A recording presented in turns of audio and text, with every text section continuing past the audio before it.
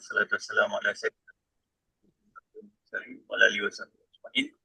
Assalamualaikum warahmatullahi ta'ala wabarakatuh.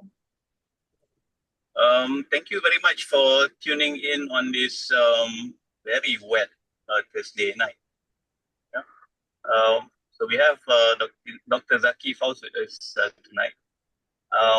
He's been a regular contributor behind the scenes actually for TEDx webinars when we started. I think we hopped on the series that was organized by Pasru. Yeah? And Dr. Zaki and Dr. Mio were very kind to facilitate TEDx Center for the webinars as well. So without further ado, I would like to invite Dr. Zaki to deliver his talk on post-conflict Sri Lanka and the Muslim minority. All yours, Doctor. Okay. Thank you very much, Associate Professor Dr. Daniel Yusuf, for this kind of introduction and also inviting me to share a few of my observations on post-conflict Sri Lanka, politics, identity, and securitization.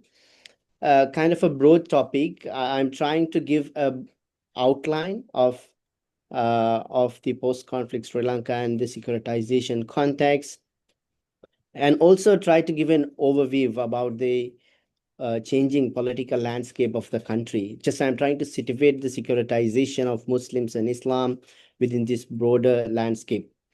Hopefully, inshallah, I think I'll be able to do it. So this is my overview that I'm trying to, overview of my presentation that I'm trying to, go through. First, I tried to give a broad overview of colonialism, Sinhala Buddhist nationalism, and the rise of ethnic politics. And then from ethnic politics to ethnic conflict, the rise and fall of LTTE. And then I moved to the post-conflict Sri Lanka, Muslims, national politics, and securitization. And finally, I will conclude with a few remarks on Muslim politics and Muslim responses to the post-war securitization. So this is the overall map, because in my view, we cannot understand what's happening in the post-conflict Sri Lanka without being informed about what happened before that. So that I'm trying to locate the post-conflict scenario within the broader landscape of the country's post-colonial history. So this is an overall picture, geography and the demography. Sri Lanka, I think some of you might not be that much familiar.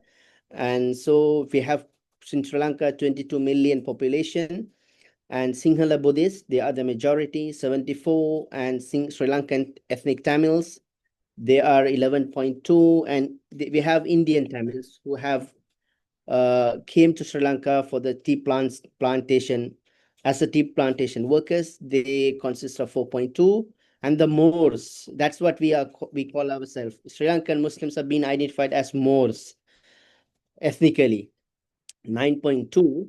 And in terms of religion, the island was 70.2% Buddhist, 12% around Hindus, 7 Christianity, and 9.7 Islam. We have 9 provinces, 25 districts, and most of the ethnic Tamils and Muslims, 1/3 of the Muslim population live in the north and east part of the country.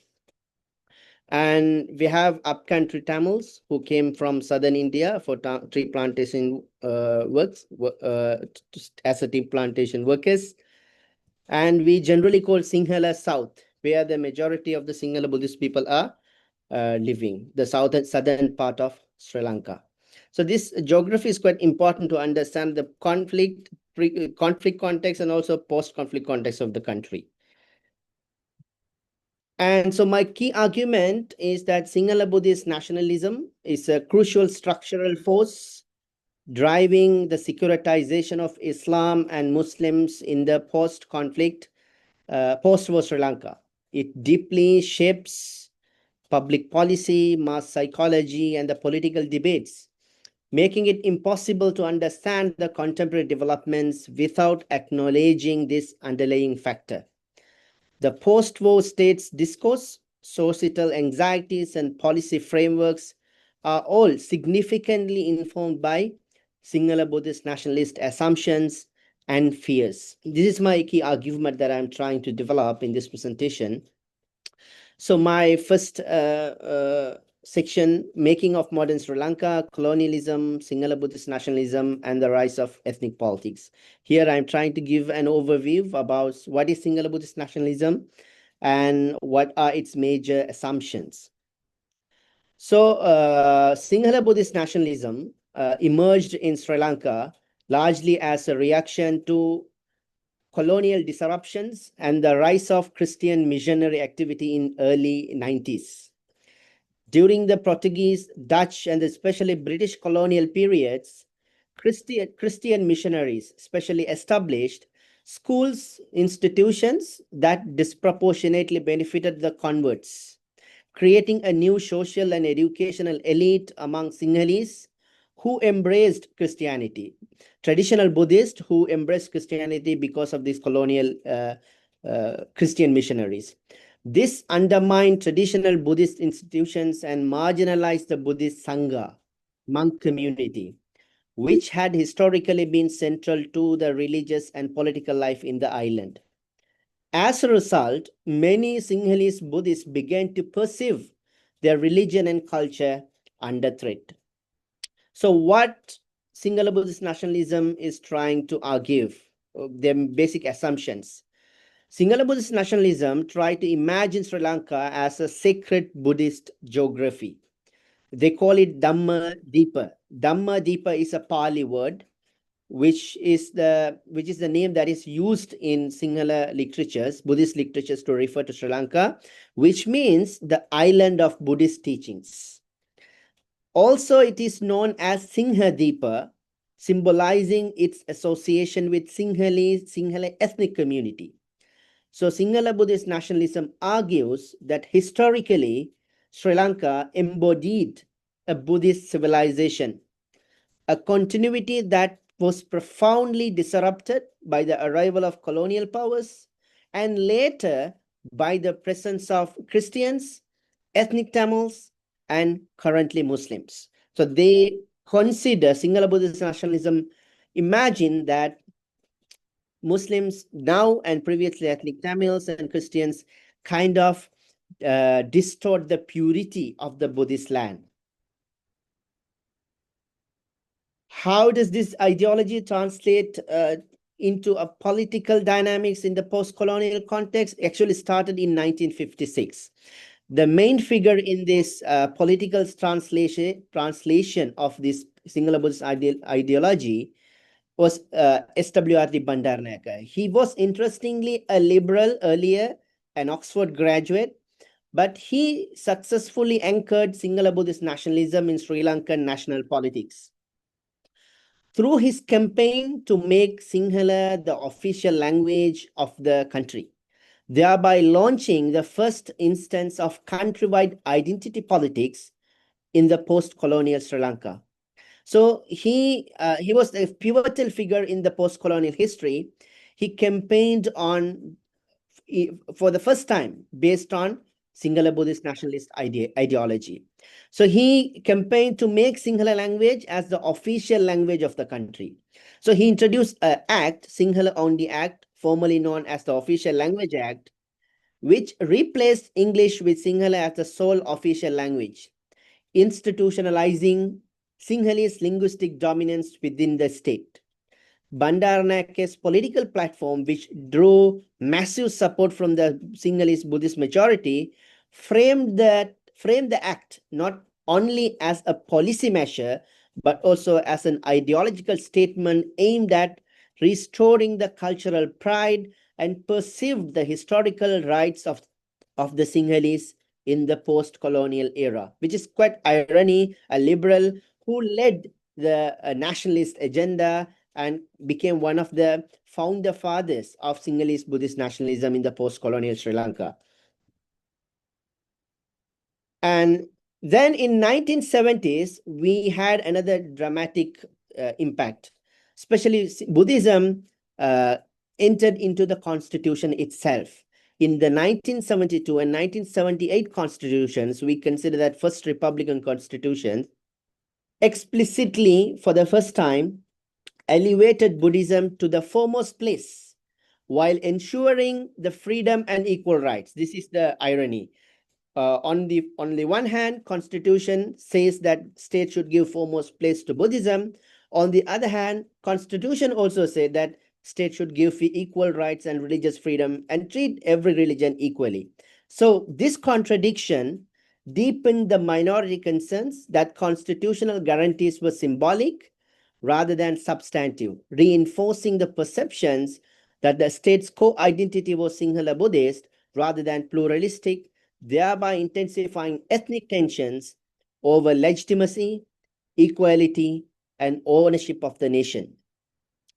These developments generated a kind of a strong counter-identity politics from minority communities, particularly ethnic minority, and especially Tamil political parties and leaders argued that if Sri Lanka was constitutionally framed as a Sinhalese Buddhist nation, then the Northeast, where the Tamils formed a historic majority, should be formally recognized as the Tamil homeland.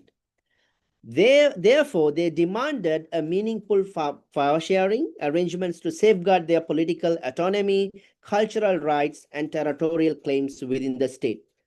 Consequently, ethnic and identity-based politics continued to dominate the political landscape well into 1980s. So from 1950s to 1980s, for 3 decades, this Sinhala Buddhist majoritarianism and ethnic Tamil minority nationalism were competing each other for the dominance of the political landscape. But from 1980s, this ethnic politics turned into an ethnic conflict with the rise of LTTE. So from the 1980s onwards, ethnic politics in Sri Lanka escalated into an open ethnic conflict with the formation of the Liberation Tigers of Tamil Eelam, marking a decisive shift towards the militarization of political struggles. The LTTE emerged as a militant organization advocating for a separate state in the north and east of Sri Lanka, which it claimed as the historical homeland of the ethnic Tamil minority. It argued that Tamil political aspirations and autonomy had long been suppressed by the Sinhala Buddhist nationalist majoritarian politics, making militancy in their view the only viable path to achieve the separate state. Although the several other militant groups operated in the Northeast, the LTTE gradually consolidated power by suppressing rival organizations and silencing alternative voices in the region. And what was the immediate triggering factor that militarized the ethnic politics and shifted ethnic politics to ethnic conflict? The immediate trigger for the civil war was the anti-Tamil pogrom of July 1983, commonly known as Black July. Black July, during which Tamil civilians were hunted down in the south and hundreds were burned alive under the watch of President J.R. Jayawardena's government, again being known as most liberal party of the country. This violent episode accelerated the militarization of ethnic politics and significantly contributed to the rise and consolidation of LTTE. And in the following 2 decades, from 1990s to 2010, LTTE evolved into what was widely regarded as one of the most powerful separatist movements in the country, even developing limited air capability through its air tigers. However, the LTTE was eventually crashed in 2009 due to several interconnected factors. I listed here 3: internal fragmentation of the LTTE that weakened the movement, particularly the split between the northern and eastern commands.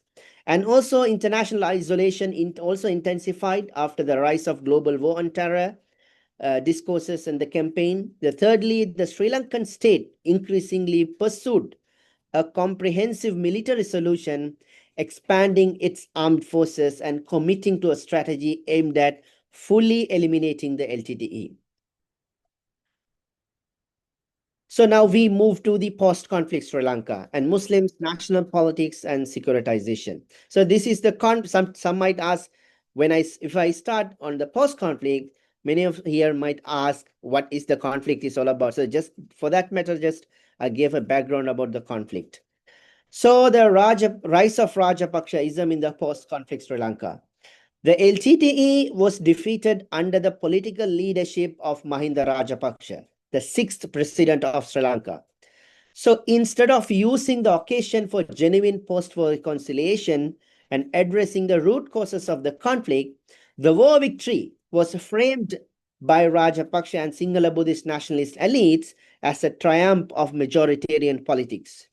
Rajapaksa leveraged this decisive moment in the Sri Lanka's history to consolidate his political power, strengthening both his personal authority and the Sinhalese Buddhist nationalist agenda.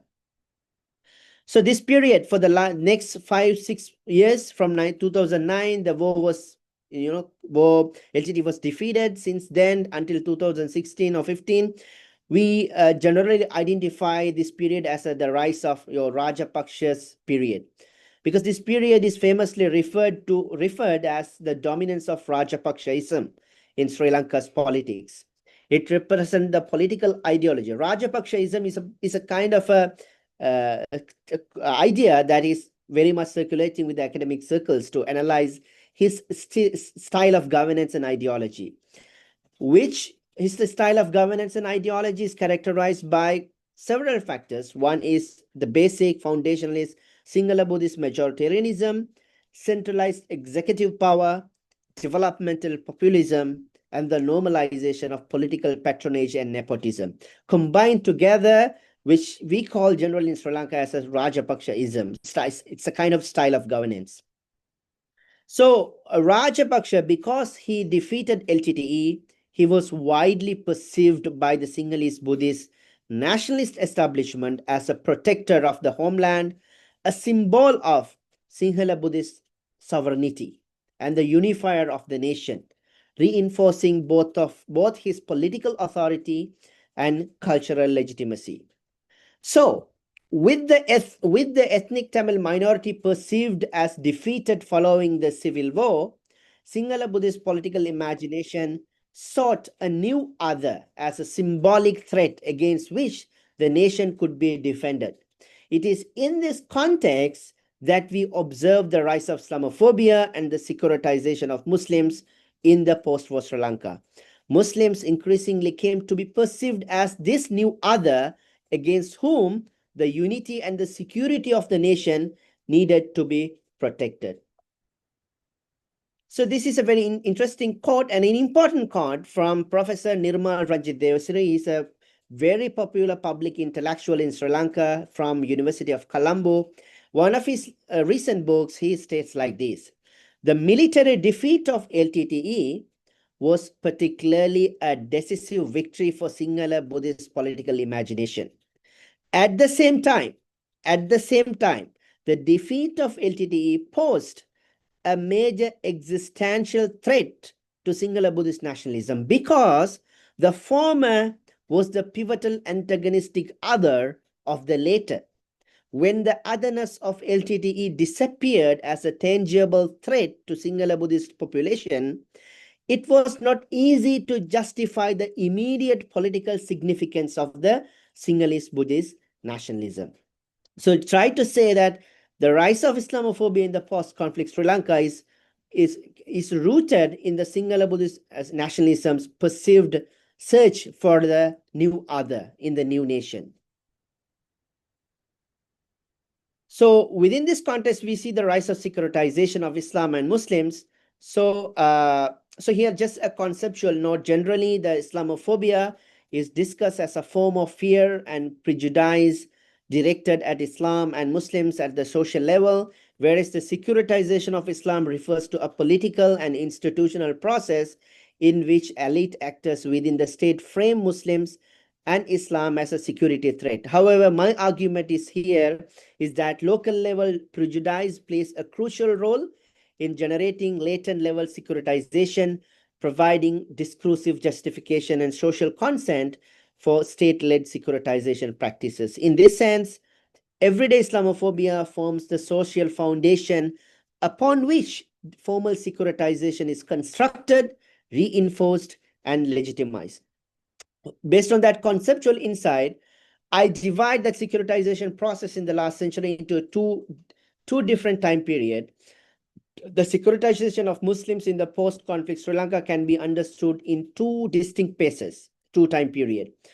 Non-state actor driven securitization from 2013 to 2019, and then state-driven securitization from 2090s onwards.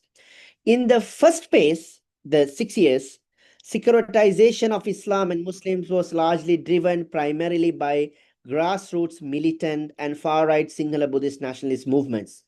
Although these actors were indirectly supported or at least tacitly encouraged by the government, they largely operated independently and later mobilized into a large-scale organizations such as Bodubala Sena, which is one of the most extremist right-wing Buddhist organization, Buddhist nationalist organization. And you can see the picture where when their head office was open, then the defense secretary was the chief guest. So this is kind of a project as the context that the organization was operated. And so these movements imported Bodubala Sena and other militant Sinhala Buddhist national extremist movements imported global Islamophobic narratives and war on terror discourses into the local context and popularized them. Their strategy mainly focused on targeting specifically halal certification, Islamic banking, Muslim personal law, and the business spaces of Muslim community. They pick these issues time to time and use it and instrumentalize it to mobilize the anti-Muslim tendencies or sensitivities in the country. So mainly, very interestingly, the Sinhala Buddhist nationalist political imagination frames the Muslim power in Sri Lanka, interestingly, as rooted primarily in the community's economic strength, because the Muslim community being known as the business community even before the colonial period. So these Muslims are business people, they have money, their economy is strong. This imagination, this kind of assumption driving the Sinhala Buddhist nationalist political imagination. They consider this economic strength is the real strength of the community. So these movements try to project that this economic basis of the community is the one that sustains the Islamic fundamentalism in the country. Consequently, as a result, their purpose was weakening the Muslim economic infrastructure. It became literally the objective. This is reflected in the pattern of ethnic riots. This purpose or this objective to weakening the Muslim economic power was reflected in the pattern of ethnic riots between 2013 and 2019. Every year, 302 ethnic riots in various Muslim majority cities. We saw every year there are 102 many incidents. What is interesting is, you know, all these riots disproportionately targeted Muslim-owned shops, shopping complexes, factories, and production sites. The physical, assaults were very less, but these riots are mainly targeting the business spaces of the Muslims. This pattern reflects the political imagination of the Sinhala Buddhist nationalist political belief of Sinhala Buddhist nationalism about the Muslim community. And then after Easter Sunday attacks, we see in 2019 marked a watershed movement in the recent history of Sri Lankan Muslims. Easter Sunday attacks mean in 2019, 9 suicide bombers blew themselves up in the 9 high-rise hotels and some churches, killing more than 250 innocent civilians. These suicide bombers identify themselves as kind of ISIS supporters. And this movement actually kind of a watershed movement in the recent history of Sri Lankan Muslims. as the securitization of Islam and Muslims was taken over directly by the state actors from the non-state actors. So I divide the period because of this. Since 2013 to 2019, it was non-state actors indirectly with the state support led this securitizing Islamophobic discourses. Since 2019, gradually the state actors took over it. This shift resulted not only in extraordinary measures aimed at regulating Muslim religious expressions, but also in the normalization of security-oriented governance framework. In practice, this meant that almost any form of religious and social events within the Muslim community required at least a tacit approval from security agencies. Issues such as the mosque management, Waqf administration, madrasa education, debates on Muslim personal law, even the activities of Muslim civil society and political parties became central concerns within the national security landscape.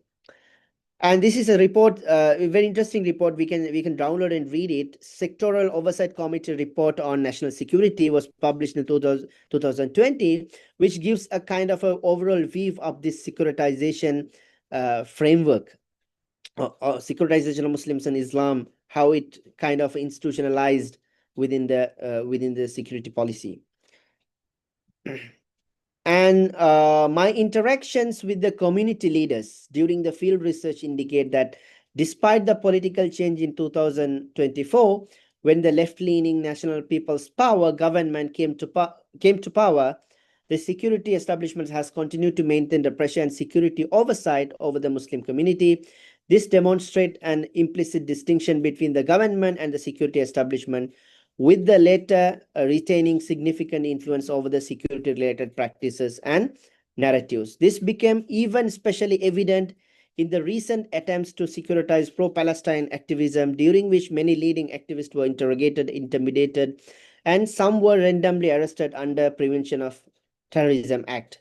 This occurred despite the government publicly supporting the Palestinian cause and pledging to repeal PTA on the grounds that many of its provisions violate fundamental rights. So the government was very pro-Palestine, this support, but ironically, many leading activists were interrogated for the very, supporting for their activism towards the Palestinian solidarity. So this is a kind of irony that unfolding in the contemporary Sri Lanka. And before I move to the Muslim community's responses, I would like to kind of share a theoretical point about how to understand Islamophobia and securitization in the Buddhist world. There is a growing debate on how to understand Islamophobia in the Buddhist world, Sri Lanka, and also in Southeast Asia. Can it be, the debate is that, can it be considered a part of a larger global Islamophobic industry, or does it offer a distinct perspective that enriches our understanding of Islamophobia in the global context? So in response to this question, two perspectives emerged, and whether how to theorize this Islamophobia in this part of the world. The first perspective argues that Islamophobia in the Buddhist world is not a part of global Islamophobia industry. Rather, it is rooted primarily in the local nationalist ethnic conflicts like Sri Lanka, and also like in Myanmar, Rohingya issue in Thailand. So these are the Islamophobic tendencies emerging in those countries are deeply rooted in localized nationalist ethnic conflicts, with the consequences largely confined to domestic contexts. While this perspective emphasizes local specificity of the phenomenon, the flip side of that is that it risks this argument that it is just a local phenomenon, doesn't have a global implication. This perspective of analyzing the Islamophobia in the Buddhist world risks preventing Islamophobia in the Buddhist world from being critically analyzed and theorized within broader global frameworks. So that the second perspective, which counters the first perspective, that argues, yes, these problems, this Islamophobia in this part of the world it has a local orientation. But Islamophobia in the Buddhist world is now increasingly becoming an active participant in the consumption, reproduction, and expansion of the global Islamophobia industry. Accordingly, it should be understood as a part of broader architecture of global Islamophobia. To capture both its local roots and its global entanglements, Islamophobia in the Buddhist world must be theorized as a distinct category. They argue that Buddhist Islamophobia, acknowledging its unique contribution to global Islamophobic discourse and practices. So this is a recent debate, a developing debate. Just I tried to share a few of that. And finally, so why it is a global phenomenon? They argue that Islamophobic groups within this Muslim Buddhist majority context frequently establish connections with the Western Islamophobic networks, both virtually and physically, thereby strengthening transnational ideological exchanges. This interaction has contributed to a deliberate rebranding of their propaganda, kind of in civilizational terms, framing their propaganda as struggle between Islam and the Buddhist world, rather than merely a domestic nationalist conflict. If you read in, for example, in the case of Boddu Balasena in Sri Lanka, such groups actively collaborate with the Western and South Asian and also Southeast Asian Buddhist Islamophobic extremist actors, to present their activities as part of global effort to defend Buddhist world from Islam. Thus, Buddhist Islamophobia both shapes and is shaped by global Islamophobia. This is the second argument. It needs to be treated as a separate category and theorized. And what was the responses of Muslim? What has been the responses of Muslim community to this? State-driven, civil society-driven Islamophobia and securitization. Then the state-driven, mainly the government after 2019, their efforts to securitize. How Muslim community responded to this, and so I'm trying to locate the Muslim response from the historical, just by tracing the historical Muslim politics in order to make it more easy to understand. And so just before the Muslim politics, I would like to share a few information about Muslim identity in Sri Lanka. Sri Lankan Muslims generally face an identity crisis. Why? The identity of the Sri Lankan Muslims has long been a contested theme within the island's political landscape. Because Muslims are positioned between Sinhala Buddhist nationalism on the one side and the Tamil ethnic nationalism on the other.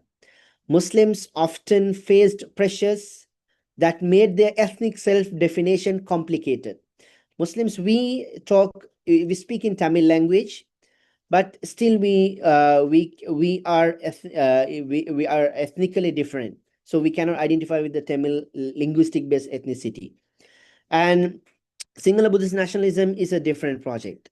So, although the vast majority of Muslims in Sri Lanka as Tamil speaking, they did not consider themselves as Tamil in an ethnic sense.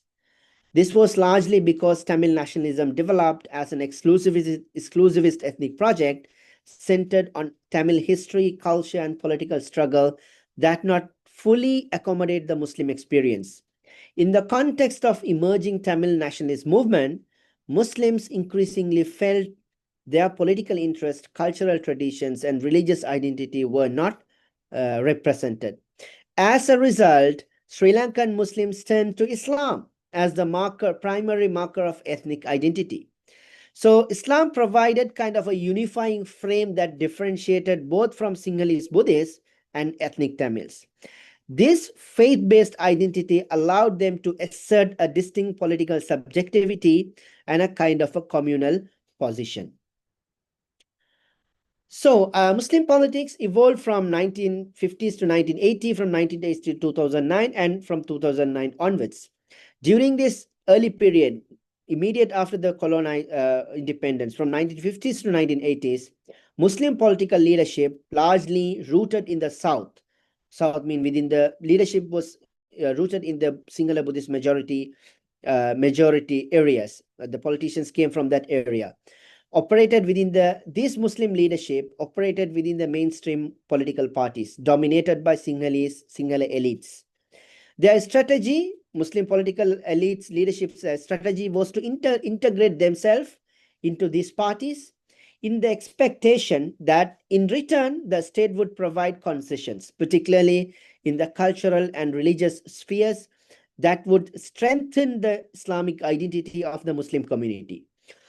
As Sinhala Buddhist majoritarianism struggled to consolidate its power in the face of rising Tamil nationalism, the pragmatic political choices made by Muslim leaders offered the state a degree of reassurance and stability, because this accommodationist approach allowed the state to focus more exclusively on managing the Tamil nationalist challenge, confident that Muslim political actors would not disrupt the broader majoritarian project. So they perceive this accommodationist position as kind of a convenient to challenge the ethnic Tamil majoritarianism. But during the ethnic conflict, the accommodationist position slightly shifted. During the civil war between 1980s to 2009, Muslim political actors had to assert their position within what was largely framed as a Sinhala Tamil conflict. Although not a primary party to the confrontation, Muslims were heavily affected because nearly 1/3 of their population lived in the northern east. The traditional southern Muslim leadership, embedded in mainstream Sinhala parties, did not adequately address Eastern Muslim security and political concerns. This gap led to the formation of the first ethnic party or exclusively Muslim political party in Sri Lanka, which is Sri Lanka Muslim Congress, the first Muslim ethnic party, which demanded the recognition of Muslims as the third affected party in the conflict. While asserting autonomous representation, the SLMC, Muslim Congress, aligned with Sinhala elites through development and resource sharing arrangements, shifting Muslim political leadership from south to the east. With the rise of Muslim Congress, Sri Lankan Muslim political leadership shifted from south to east. And in the post-war period, this is again interesting. However, the rise of new forms of anti-Muslim Sinhala Buddhist majoritarianism has made this Muslim ethnic party politics increasingly constrained and burdensome, limiting their political effectiveness and the space. So, final point, the rise of Muslim civil society in the post-conflict Sri Lanka and securitization. So with the shrinking spaces of Muslim ethnic parties, we see the rise of Muslim civil society in post-conflict Sri Lanka. If we examine the responses of leading Muslim civil society organizations to the securitization of Islam in Sri Lanka, especially in the post-conflict context, the approach can be conceptualized as a form of strategic reconciliation. This is the term that I coined in my thesis, actually. And these organizations did not openly confront Islamophobic actors or demand justice for their structural discrimination and targeted violence unfolding against Muslims. Instead of mobilizing equal rights and accountability or institutional reform, their activism largely centered on promoting political messages of intercommunal harmony. They emphasize bridge building with Muslim Buddhist community through interfaith initiatives, coexistence programs, and cultural reforms aimed at aligning Muslim public practices with broader cultural fabric of the country. Specifically, groups such as All Ceylon Jamiatul Ulama, the main theological body, and Muslim Council of Sri Lanka. Interestingly, it's a combination of a Muslim advocacy group, was launched in 2014 The chief guest was then he was not Prime Minister. Mahathir Mohamad was the chief guest of that event for the launching of Muslim Council of Sri Lanka in 2004. And the National Shura Council, which is a kind of a professional body of Sri Lankan Muslims, professional body. Jamiat Ulama, theological body. Muslim Council is a kind of advocacy organization.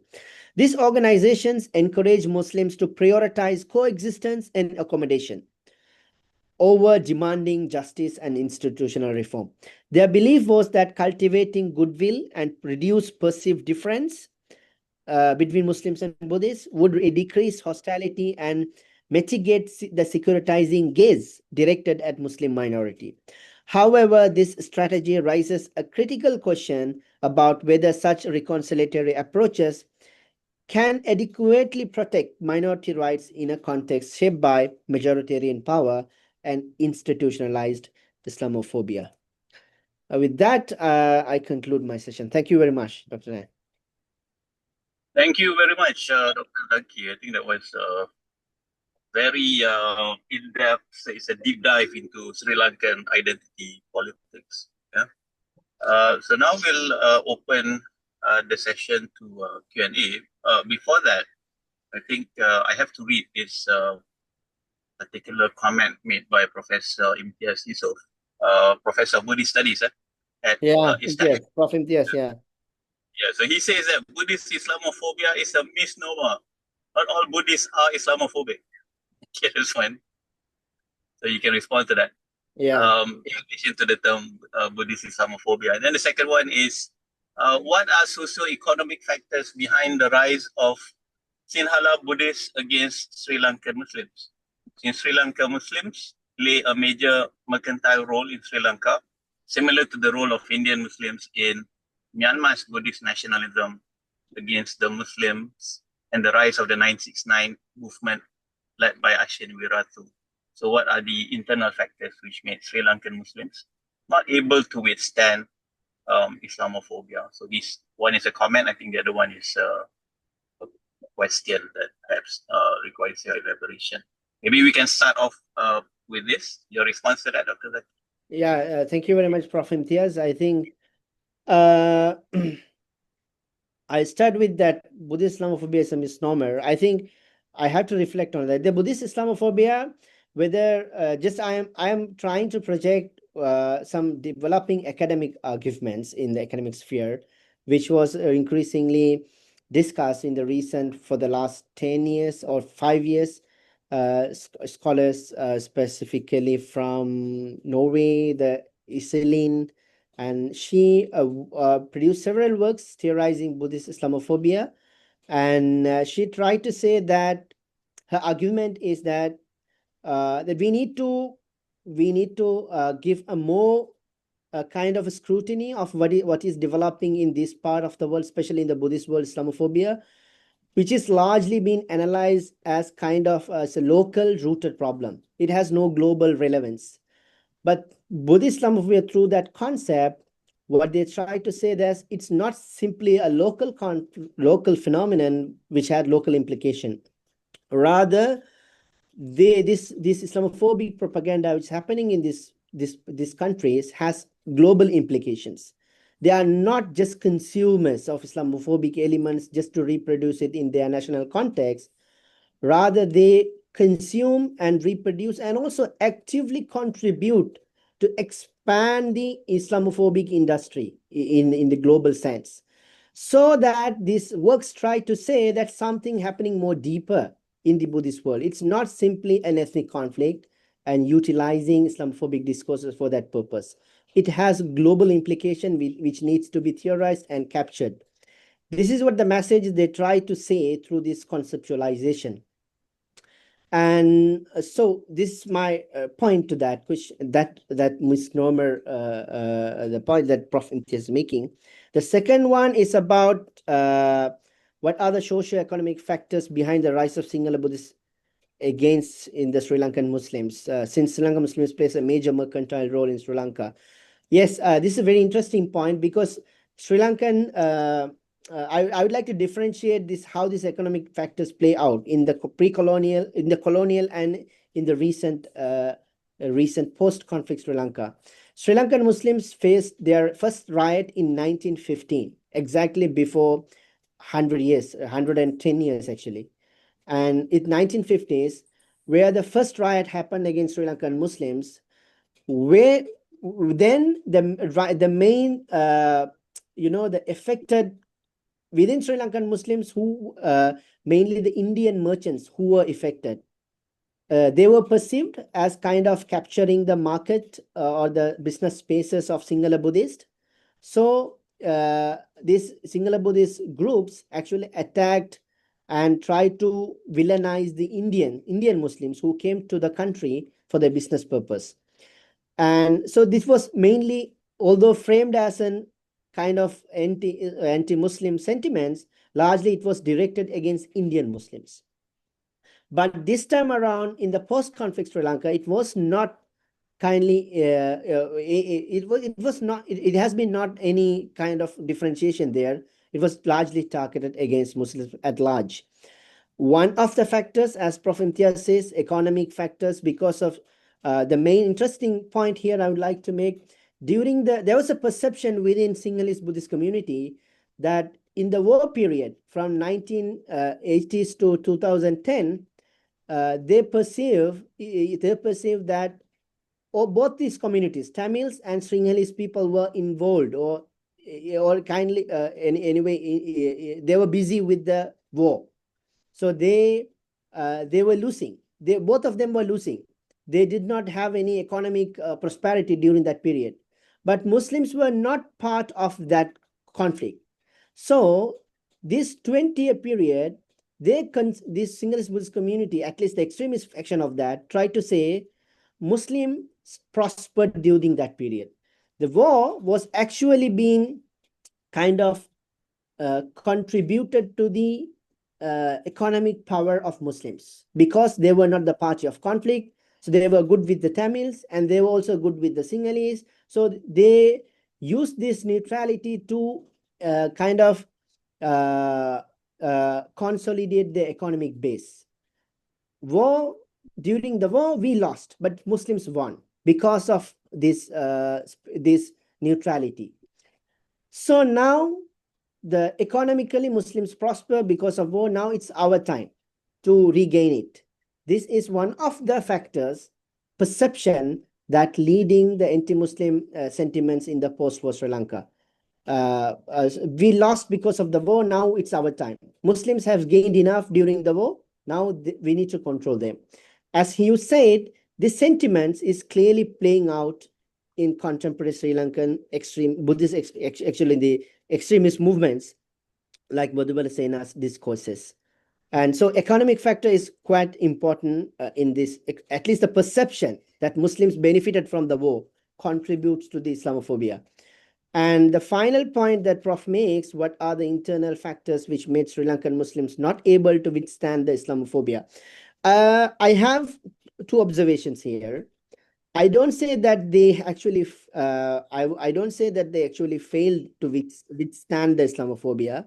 In my assessment, they were to some extent very much successful, and because of their civil society driven initiatives, engagement with the government, with the state, and with the other stakeholders, making alliances with the broader political parties and broader human rights groups. But still, as you said, they did not achieve, I would say, the expected level of success. Why? I can say a few internal factors. One is I would say the mainly these initiatives were led by, to some extent, by ACJU, All Ceylon Jamiatul Ulama. These are theological bodies. So they have their own limitations, because they were also under attack by Islamophobic actors. That actually narrowed down their space to navigate the challenge. And this is one of the factors. The leading actor is ACJU. So their accusations against them actually narrowing down their space to navigate the challenge is one of the factors. The second is, again, the internal community kind of issues related to unity, theological differences, and jurisprudential differences, and these kind of divisions also playing out there. Sufis, they perceive the Sufis and traditional oriented people, they have a different narrative, and all the other actors, they have a different narrative. This kind of internal dynamics also contributing to the factor, at least in my view. Thank you, Dr. Dan. Okay, there's an agreement by the Ashas about the term Buddhist Islamophobia. He says it's a concept also used by scholars as Iselin Frydenlund, a scholar on Buddhist Muslim understanding, to distinguish it from a predominantly Western-centric narrative of Islamophobia. But I think, yeah, you can also understand why those who perceive religion as something positive would necessarily see this as a negative, I think, term when it comes to religious narratives or inter-civilizational narratives. I think we do have a bit of time for other comments. On my side, Yeah. I think, forgive my ignorance, this is the first time I've actually heard of the Sri Lankan Muslim Congress, a Muslim-based political party in Sri Lanka. Is it still around? What's happened to it? Yeah, still around. And interestingly, their political dominance decreased, but still they're trying to reflect their region. And the Sri Lankan Muslim Congress from 1990s to 2010, they actually kind of became the voice of Sri Lankan Muslims in entirety. They dominated the agenda, and they represented the Muslim community in the peace talks. And since the war is the main key factor, so always they are the people who are being called for represent the Sri Lankan Muslims. But after the 2009, they became a regional party again because they arose in East and became an Eastern party. They lost the relevancy in the broader context because the Southern Muslims, they think that kind of Sri Lankan Muslim Congress would kind of contribute to the proliferation of anti-Muslim sentiments in the South. So they pushed them back to the East, confined their significance and relevance in the East now after post-conflict. But during the conflict, they actually represented the community in the peace talks because they were the party emerged out of the conflict. Right.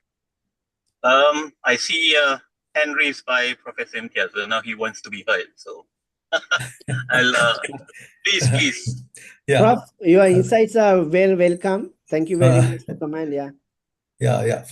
Thank you very much. I just want to say I agree with you that there is internal disunity among the Muslims of Sri Lanka. There are Sinhalese, there are Malay, there are Indians, and there are all other communities. But I don't agree with you using the word Buddhist Islamophobia from Eslin Fridland from Norway. She has a Christian agenda. When she talks about about Buddhism, the rise of Buddhist attacks on Muslims in Myanmar and in Sri Lanka. So we should have. I expected that you, as a scholar in Islamic university, would come up with our own narrative. Sorry, not narrative. Native typology for addressing this rise of Sinhalese nationalist Islamophobia instead of depending on Westerners. Because all the time we talk about decolonization, and then we jump on to listen and use terminology which comes from the West. So that is my comment. Thank you, Prof. Thank you for insight. Okay. Any further comments? Please. We still have a few minutes.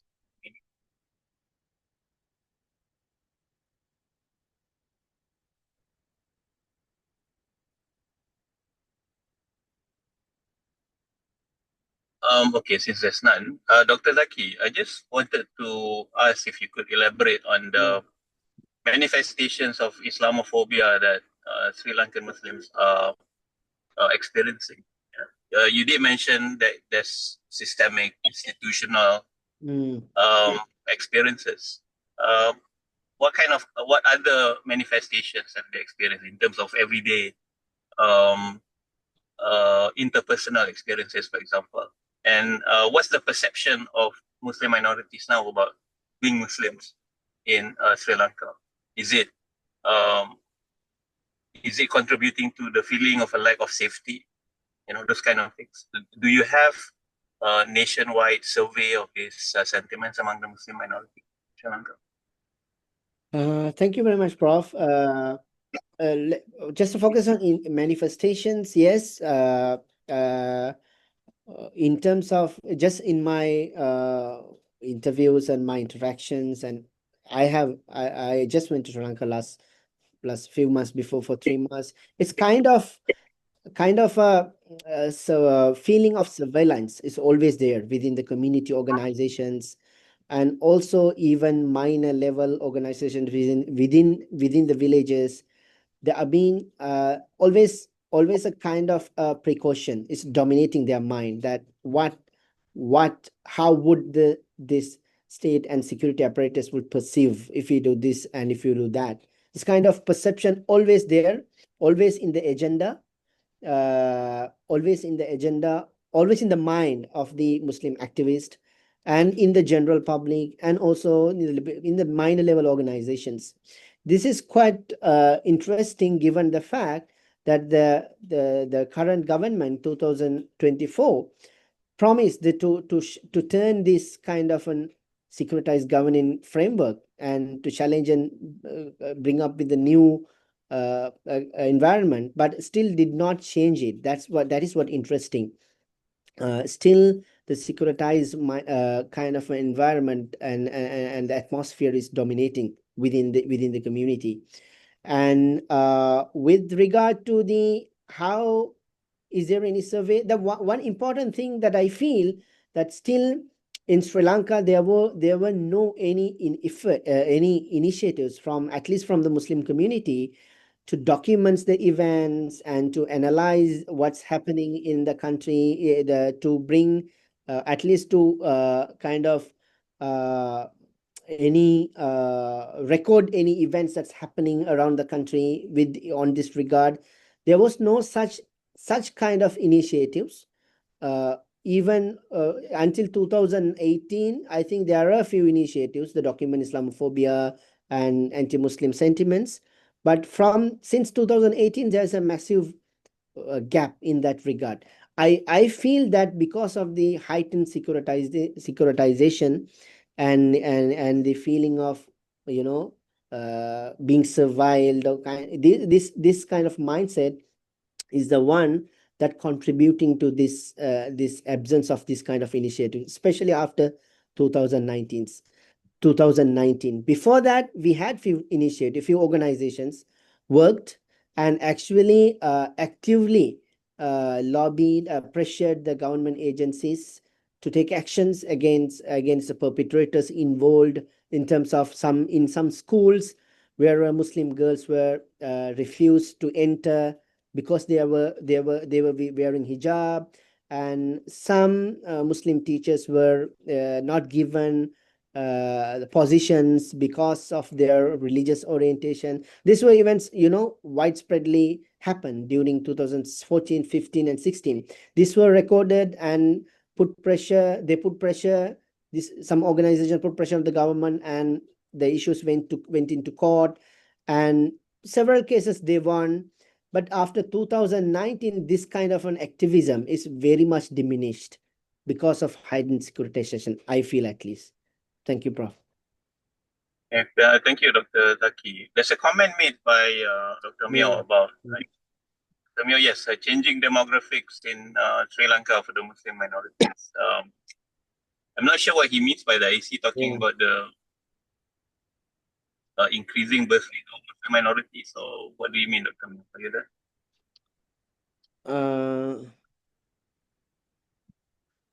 Dr. Mir, what do Yeah, you so think? yeah. Excuse me. Can you hear me? Yeah. Yes. Just a quick question, because I feel like the majority minority framing as well begs the question of what does the future look like in terms of the balance between the the demographical breakdown presently and where it's heading. Is the tilt going to be more biased, or is it going to be more equalized? Like, what is the? Because I'm not too familiar with, of course, Sri Lanka, but it'll be interesting to see because I suppose the same argument can be made for Malaysia as well, particularly if you're talking about majority minority rights and positions and so on and so forth. You asked the demography will change, Correct. or Yeah. meaning to say that Muslims, I ask Muslims will become majority, something like that? What is the trend?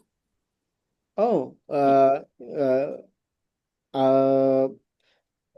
I didn't get your point correctly. I think you are asking whether Muslims will become the majority, or at least what demographical changes will happen within Correct. the. Yes, that's right. Yeah. Oh, okay.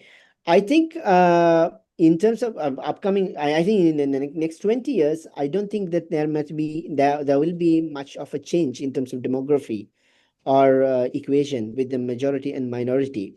And what I can say is that the status quo will prevail, and for the next, even for the at least for the next 10 years, and at least in my view, for next 10 years to 15, the status quo will prevail, and the demographic changes not that much effect to an substantive extent, I think.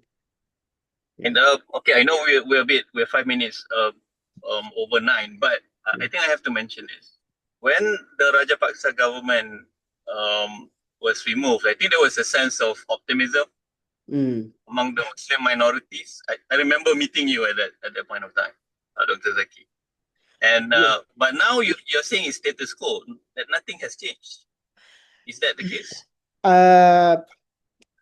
I think I'm making a comment on what's happening with regard to this kind of majoritarian ideology. Its status quo still prevails, because if you read the current government status on position on this majoritarian ideology and its influence, what I can say is that still this establishment is still government could not control them. Still, they are the one still try to dominate the scene. The government is struggling to control because it's beyond their control.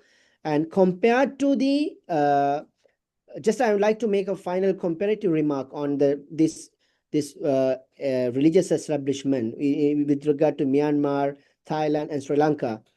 And I think Prof. Imtiaz is better informed than me. Still, from my reading, I'm saying that compared to these countries, Buddhist establishment in Sri Lanka is much more experiencing the autonomy, political autonomy, and it has more say over the government agenda compared to other countries, Myanmar and Thailand and Cambodia. Because of their historical presence and historical circumstances, they are kind of any political party which came with any kind of popular backing could not simply control this establishment. At least in Sri Lanka, they are kind of out of the reach.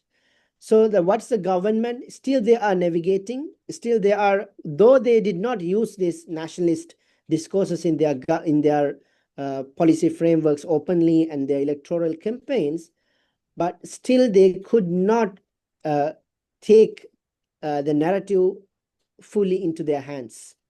This is what happening. So we feel sometime this may go either way. Government may, if government try to control more, they will lose the legitimacy because of the popular sentiments. And otherwise, also this establishment could try to impose their own agenda on the government. So this is kind of a two-way competition is going on in Sri Lanka. I think hopefully in the next few years, within next 1 or 2 years, will come, it will become clear which way this would take. Thank you, Dr. Zaki. Okay, thank you so much, Dr. Zaki. I think it was a lively discussion. I think really interesting points of discussion and questions and comments. Thank you to everyone who's joined us. It's not the easiest time to have an academic discussion, I suppose, at 8 to 9 on Thursday or even Friday.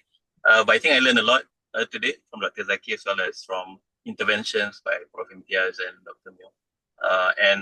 Thank you to all who've joined the webinar for today.